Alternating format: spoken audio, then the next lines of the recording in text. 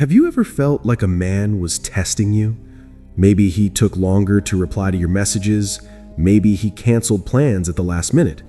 Maybe he said something slightly provocative just to see how you would react. And you were left wondering, is this intentional or am I overthinking? The truth is, sometimes men do test. Not always consciously, not always maliciously, but psychologically, testing is often about one thing: certainty. At a deep level, many men are wired to assess risk in relationships. Before they emotionally invest, they want to understand who you are under pressure, how you respond to uncertainty, how you handle discomfort, whether you're emotionally stable, whether you value yourself. One common test is the pullback.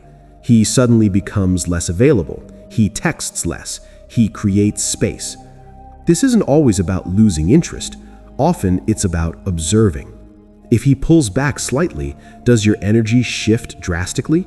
Do you become anxious, double text, over-explain, or demand reassurance?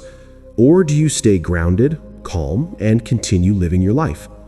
Psychologically, this is about emotional security. A man who is unsure about long-term compatibility may test for emotional resilience. He wants to know if you can handle temporary distance without spiraling, because in his mind, long-term relationships will inevitably involve stress, work pressure, and periods of reduced attention. Another type of test is the boundary test.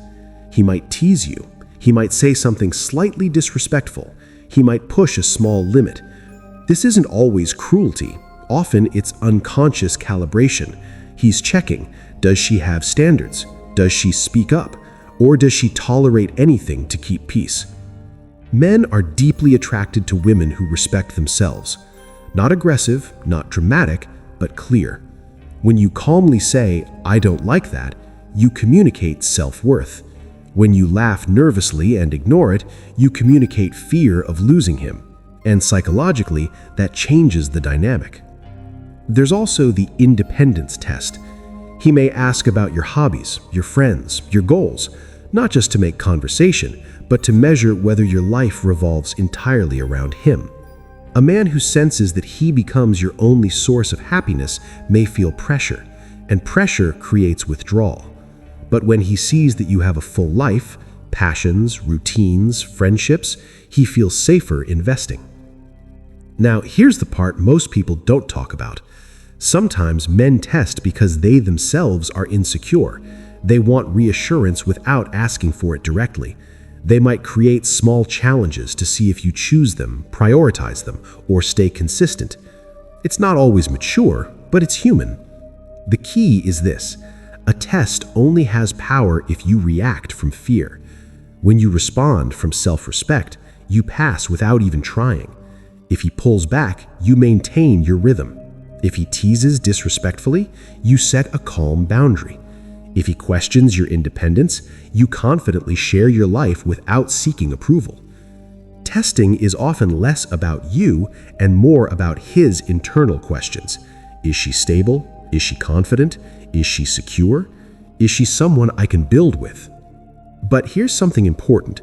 Healthy relationships don't rely on endless testing. Early on, some unconscious evaluation happens on both sides. You are also testing him, whether you realize it or not. You're observing his consistency, his integrity, his emotional maturity. The goal is not to win a test. The goal is to remain authentic. When you start performing to pass someone's hidden exam, you lose yourself. And the irony is, the strongest signal of value is emotional steadiness. So if you ever feel like you're being tested, pause. Instead of reacting impulsively, ask yourself, what would the most confident version of me do right now? Usually the answer is simple: stay calm, stay clear, stay aligned with your standards. Because the psychology behind why men test is less about manipulation as much as it is about risk assessment, attraction to self-worth, and fear of vulnerability. And the moment you stop trying to prove yourself, that's often the moment you naturally pass.